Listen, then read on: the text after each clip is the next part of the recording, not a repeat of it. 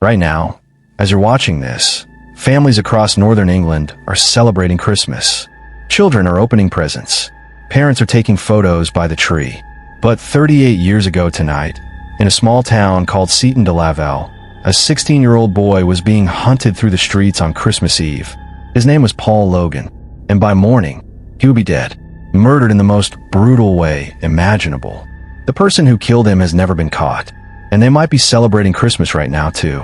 December 24th, 1986. Christmas Eve in Seaton de Laval, Northumberland. The streets are decorated with lights. Families are finishing their last-minute shopping. The pubs are full of people celebrating the holiday. Paul Logan, 16 years old, tall, athletic, well-liked, is out with friends. It's Christmas Eve. He's young. He's invincible. Or so he thinks. Around 10 p.m., Paul leaves his friends near the town center. He's walking home alone through the quiet streets. Most people are inside now, wrapping presents, watching Christmas specials on television, tucking children into bed. The streets are nearly empty. The perfect time for something terrible to happen. Paul never makes it home. Christmas morning, 1986. While families across Seaton de Laval are opening presents and cooking turkey, Paul Logan's parents are frantic. Their son didn't come home last night. His bed is empty. His Christmas stocking hangs untouched. They call his friends. Nobody's seen him since he left the town center. They call the police. Officers begin searching immediately. It's Christmas Day, but a 16-year-old boy is missing. They check the usual places. The park, the youth center, the local shops. Nothing. Then, just after noon, a dog walker makes a discovery that will haunt Seaton de Laval forever. Paul Logan's body is found in Starlight Castle, a derelict old building on the outskirts of town. He's been stabbed, not once, not twice, 42 times. 42 separate knife wounds covering his body, his face, his chest, his back. This wasn't a robbery. This wasn't a random attack. This was rage. This was personal. This was someone who wanted Paul Logan dead and wanted him to suffer. The crime scene is horrific. Blood everywhere. Signs of struggle. Paul fought back. He fought hard. But against a knife, against someone this determined, he never stood a chance. The pathologist later determines that Paul was alive for most of the attack. He felt every single stab wound. He knew he was dying. On Christmas Eve, alone in an abandoned building while the rest of the world celebrated. The police immediately launch a murder investigation. Northumbria Police's finest detectives descend on Seaton de Laval. They interview everyone who saw Paul that night. His friends, the pub landlords, shop owners, anyone who might have seen something. And they discover something strange. Multiple witnesses report seeing Paul talking to someone near the town center around 9:30 p.m. A figure in dark clothing. They were standing close together, like they knew each other. Then they walked off together toward the edge of town, toward Starlight Castle. Who was that person? Paul's friends don't recognize the description. His family has no idea. The figure in dark clothing becomes the police's primary suspect. But there's a problem. It's 1986. There are no CCTV cameras in Seaton de Laval. No mobile phones with GPS tracking. No digital footprint. Just witness descriptions. And in the dark, on Christmas Eve, with everyone hurrying home or already drunk from holiday celebrations, those descriptions are vague at best. The police developed several theories. Theory 1. Paul knew his killer. The way they were standing together, talking casually, suggests familiarity. Maybe it was someone from school. Maybe someone he'd had a conflict with. Maybe someone who harbored a grudge. But Paul was well-liked. His friends describe him as friendly, easygoing, not the type to make enemies. His teachers say the same thing. So who would want him dead? Theory 2. Paul was targeted randomly by a psychopath. Starlight Castle was known locally as a place where young people would go to drink or hang out away from adult supervision. Maybe someone was lurking there, waiting for a victim. Maybe Paul was simply in the wrong place at the wrong time. But if that's true, why has this killer never struck again? In 38 years, there hasn't been another murder in Seaton de Laval matching this level of violence. Serial killers don't just stop. They escalate. So either the killer moved away, died, or was imprisoned for something else. Theory 3. This was about something bigger. Paul Logan was just 16, but the police discover he'd been spending time with older crowds in the weeks before his death. People in their 20s. People his parents didn't know. There are whispers about drugs, about money owed, about Paul getting involved in something he didn't understand. But none of this is confirmed. It's all speculation, rumors, the kind of thing people say when they're trying to make sense of senseless violence. The police focused their investigation on Paul's movements that final day. He'd been Christmas shopping with his mother in the morning. They bought presents for his younger siblings. Paul was excited about Christmas. He was happy. That afternoon, he met friends at the local youth center. They played pool. They joked around. Everything was normal. Around 7 p.m., they moved to the town center, just hanging out, watching people rush past with last-minute gifts, soaking in the Christmas atmosphere. Around 9:15 p.m., Paul tells his friends he's heading home. His mother wanted him back by 10. He had to wrap presents. He had to help set up for Christmas morning. He waves goodbye. His friends watch him walk away down the main street, past the Christmas lights, past the decorated shop windows. That's the last time they see him alive. But witnesses place Paul near the town center at 9:30 p.m., 15 minutes after he said goodbye to his friends. He should have been halfway home by then. Instead, he's standing with a figure in dark clothing, talking. What happened in those 15 minutes? Did someone approach him? Did he recognize them? Did they lure him with a lie? Hey Paul, can you help me with something? It'll only take a minute. And Paul, being the kind and helpful 16-year-old his parents raised, probably said yes. The walk from the town center to Starlight Castle takes about 12 minutes. Paul and the figure were seen walking in that direction around 9:40 p.m. By 10:30 p.m., Paul Logan was dead. 42 stab wounds. So much blood the floorboards of Starlight Castle were stained dark. The attack was frenzied, uncontrolled, the kind of violence that comes from rage or panic or both. Forensic teams scour Starlight Castle for evidence. They find footprints, multiple sets. Some match Paul's shoes, others don't. But Starlight Castle was a popular hangout spot. Dozens of teenagers had been through there in the days before Christmas. The footprints could belong to anyone. They find fingerprints too. Again, dozens of them. None match anyone in the police database. In 1986, DNA technology is still in its infancy. The police collect samples, but they don't have the tools to analyze them properly. The murder weapon is never found. Police search every bin, every drain, every hedgerow between Starlight Castle and the town center. Nothing. The killer took the knife with them, or disposed of it so well it's never been recovered. 42 stab wounds means the knife would have been covered in blood. The killer's hands would have been covered in blood. Their clothes, their shoes. So how do they clean up? Where do they go? This is 1986. It's Christmas Eve turning into Christmas Day. Most people are home with family. The streets are empty. If someone walked through Seton de Laval covered in blood, someone would have noticed. Unless they didn't walk through Seton de Laval. Unless they had a car waiting. Unless they had somewhere nearby to change clothes. The police interview over 300 people in the first month of the investigation. They take statements from everyone who was in the town center that night. Everyone who drank in the local pubs. Everyone who knew Paul. And they find nothing. No solid leads. No credible suspects. Just theories and dead ends. Paul's family is destroyed. His mother, Margaret, appears on local news begging for information. She holds up a photo of Paul from the summer before. He's smiling, tanned, holding a football. She says, "Someone knows what happened to my son. Someone saw something. Please, if you have any information, come forward." Paul was 16. He had his whole life ahead of him. He was going to college. He wanted to be a teacher. Now he's gone, and we don't even know why. Christmas becomes a nightmare for the Logan family. Every year, while the world celebrates, they mourn. They visit Paul's grave. They leave flowers. They remember the boy who never got to grow up. Margaret Logan spends the rest of her life campaigning for justice.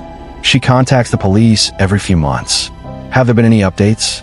Any new leads? Usually the answer is no. In 1998, 12 years after Paul's murder, advances in DNA technology allow police to retest evidence from the crime scene. They find DNA on Paul's clothing. Male DNA. Not Paul's. Not his family's. An unknown male who was in close contact with Paul when he died. The killer's DNA. Finally, concrete evidence. But there's a problem. The DNA doesn't match anyone in the national database. Whoever killed Paul Logan has never been arrested for another crime. Or if they have, their DNA was never collected. The technology is there. The evidence is there. But without a suspect to compare it to, it's useless. Over the years, several suspects emerge. A man in his 20s who was seen in Seton de Laval on Christmas Eve 1986. He'd recently moved to the area. He left town shortly after Paul's murder. Police track him down in 2003. They interview him. He admits to being in Seton de Laval that night, but denies any involvement. They take a DNA sample. It doesn't match. Another suspect, a local man with a history of violence. He'd been in fights at the pub. He'd threatened teenagers before. He was known to hang around Starlight Castle. Police bring him in multiple times over the years. He refuses to give a DNA sample. In 2008, they finally get a court order. They test his DNA. It doesn't match either. Then there's the theory that devastates the Logan family more than any other. What if Paul knew his killer intimately? What if it was someone he trusted? Someone who could approach him on Christmas Eve without raising suspicion. Someone who could lure him to Starlight Castle with ease. A friend. A relative. Someone who's been hiding in plain sight for 38 years. The police investigate Paul's social circle thoroughly. They DNA test his close friends. All voluntarily. None match. They look at family members. Same result. Everyone cooperates. Everyone wants justice for Paul. But the DNA doesn't match anyone. In 2013, 27 years after Paul's murder, his mother Margaret dies. She's 72. She spent nearly 3 decades fighting for answers. She never got them. At her funeral, Paul's younger brother David gives a eulogy. He says, "My mother died without knowing who killed her son.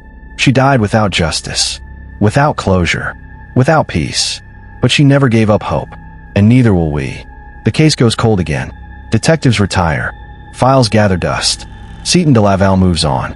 New families move into town. Children are born who never knew Paul Logan. But in 2019, something changes. Genetic genealogy. The technology that caught the Golden State Killer. The technology that's solving cold cases across America.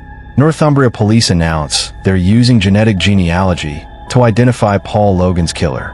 They take the unknown DNA from the crime scene and upload it to genealogy databases. They start building family trees, tracing ancestry, narrowing down suspects. It's slow work. The DNA is degraded after 33 years. The genealogy databases are primarily American, not British, but they're making progress. In 2021, the police announced they've identified several persons of interest. People whose family trees intersect with the DNA profile. They're conducting interviews. They're requesting voluntary DNA samples. And then COVID happens. The investigation slows. Resources are diverted. The world focuses on survival, not cold cases. But the investigation hasn't stopped. It's ongoing. Right now, as you watch this, detectives are working Paul Logan's case. They're building family trees. They're eliminating suspects. They're getting closer. What if this Christmas, 38 years after Paul's murder, the police finally identify his killer? What if the breakthrough happens this week, this month? What if the person who stabbed Paul Logan 42 times on Christmas Eve 1986 is about to be exposed? Here's what we know for certain. Paul Logan was 16 years old. He was kind. He was loved. He had plans. He wanted to be a teacher. He wanted to travel. He wanted to fall in love and have children and grow old. On December 24th, 1986, someone took all of that away from him. Someone stabbed him 42 times and left him to die alone in an abandoned building while the world celebrated Christmas. Paul's mother died without answers. His father died without answers. But his siblings are still alive. His friends are still alive. And they deserve to know who did this. They deserve to see that person in court. They deserve justice. The person who killed Paul Logan has lived 38 Christmases since that night. 38 years of freedom. 38 years of holidays and birthdays and normal life. While Paul Logan has been in the ground. While his family has suffered. While Seton de Laval has carried the weight of this unsolved murder for nearly 4 decades. Think about that. The killer could be anyone. They could be a grandfather now. They could have children, grandchildren. They could be respected in their community. They could be someone's neighbor, someone's co-worker, someone's friend, living a normal life, pretending Christmas Eve 1986 never happened.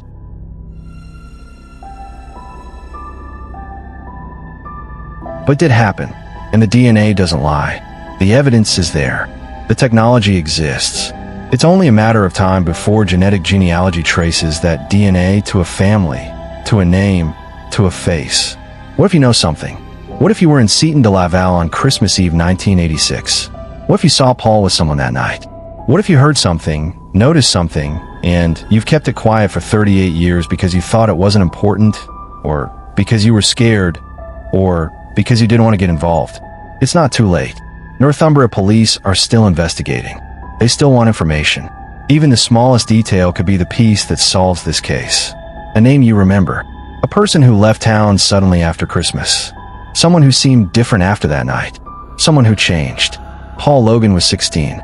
He was murdered on Christmas Eve, and someone knows what happened. Maybe it's you. Maybe it's someone you know. Maybe it's someone you suspected for years, but never had the courage to report. This isn't just a story. This isn't entertainment. This is a real boy who died violently while the world celebrated peace on Earth. This is a real family who spent 38 Christmases grieving.